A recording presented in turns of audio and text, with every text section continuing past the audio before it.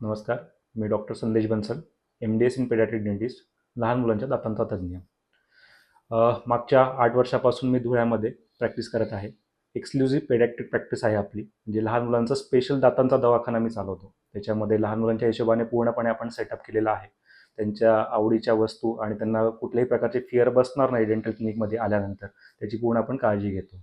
तर सगळ्यात पहिले तर प्रश्न येतो की लहान मुलांचे दात पडणारच आहे, दुधाचे दात आहेत. मग ट्रीटमेंट कशाला करायची? तर बेसिकली हा खूप मोठा मिथ आहे की दात पडणार आहे तर ट्रीटमेंट का बरं करायची? कारण की दुधाचे दात तेवढेच इम्पॉर्टंट आहे जेवढे मोठ्या माणसांचे इम्पॉर्टंट आहे. कारण की दात हा शरीराचा असा अवयव आहे की जो खाण्यासाठी खूप महत्त्वाचा आहे. आणि वाढत्या वयामध्ये मुलांना हे पौष्टिक आहार मिळणं खूप गरजेचं असतं.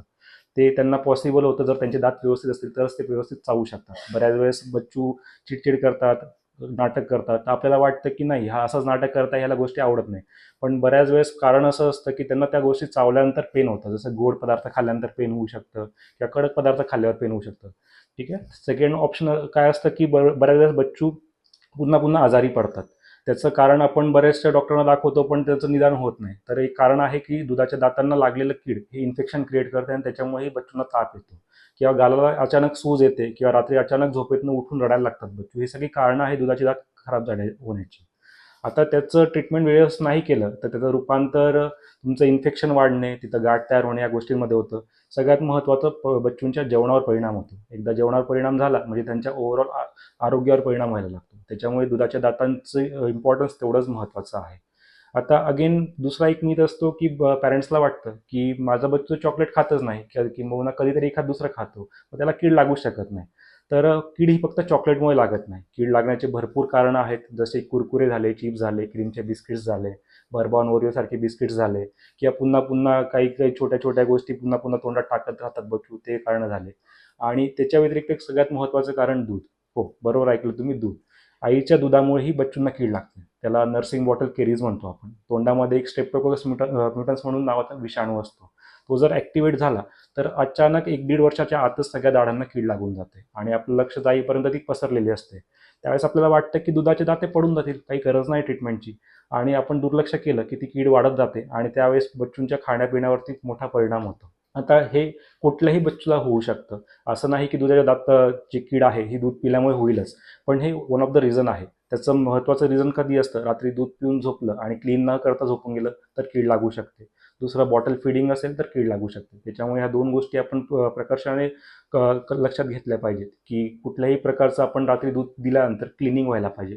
बॉटल फीडिंग जेवढं अवॉइड करता येईल तेवढं अवॉइड केलं गेलं पाहिजे. आणि सगळ्यात महत्त्वाचं की बच्चू जसं जन्माला आलं तर आपण जसं बाकी डॉक्टरांना व्हिजिट देतो, वॅक्सिन्स करतो, तसं डेंटिस्टलाही व्हिजिट दिलं गेलं पाहिजे. डेंटिस्ट तुम्हाला योग्य पद्धतीने ब्रशिंग कसं करायचं, दात आल्यानंतर त्याची काळजी कशी घ्यायची आणि कीड का नको लागू म्हणून काय काय करायचं, हे सगळ्या गोष्टींची तुम्हाला माहिती देणार त्याच्यामध्ये.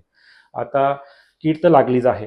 ट्रीटमेंट काय असणार आहे हे आपल्याला प्रश्न येतो. जसं मोठ्यांच्या ट्रीटमेंट असतात की रूट कॅनल करणे, दात काढणे किंवा फिलिंग करणे, या सगळ्या लहान मुलांच्याही ट्रीटमेंट आपण करू शकतो. आता त्या करताना परत प्रश्न पडतो की बच्चू लहान आहे, ट्रीटमेंट करू देईल का नाही करू देणार.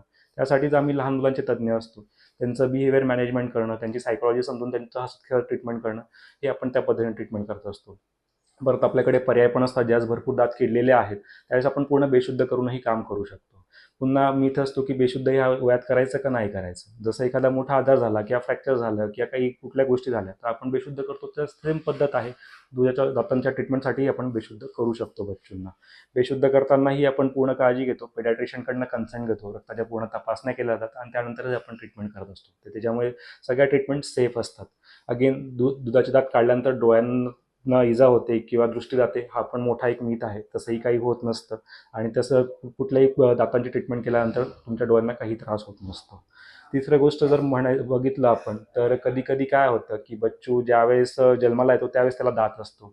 त्यावेळेस आपल्याला वाटतं की ठीक आहे, होऊन जाईल, पण ते पण दात लगेच काढून घेणं गरजेचं असतं कधी कधी. कारण की त्याच्यामुळे आईला ते बाईट करतात किंवा त्यांच्या जिभेच्या खालच्या भागाला अल्सर्स होतात, जखमा होतात. त्याच्यामुळे त्यांना पुन्हा पुन्हा ताप येऊ शकतो. तर त्या ट्रीटमेंट करणंही गरजेचं होऊन जातं आपल्याला.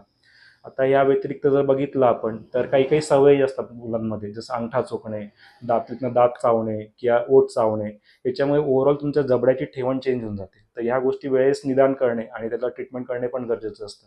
कारण की वाढत्या वयात जर आपण या सगळ्या गोष्टींचं निदान केलं आणि ट्रीटमेंट केली तर आफ्टर सम एज ज्यावेळेस पूर्ण वाढ होऊन जाते त्यावेळेस काही गोष्टी आपल्याला सोप्या होऊन जातात, कारण की एकदा शरीराची पूर्ण वाढ झाल्यानंतर ते करेक्ट करायचं म्हटलं तर सर्जिकलच करायला लागतं. या केसमध्ये आपण बऱ्याचशा सोप्या पद्धतीनेही आपण त्या ट्रीटमेंट करू शकतो.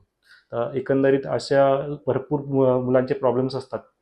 तुम्हाला याच्या व्यतिरिक्त काही शंका असतील तर तुम्ही कधीही पण माझ्या क्लिनिकला व्हिजिट करू शकतात, कन्सल्ट करू शकतात, किंवा तुमच्या कुठल्याही जवळच्या डेंटिस्टला तुम्ही कन्सल्ट करू शकता.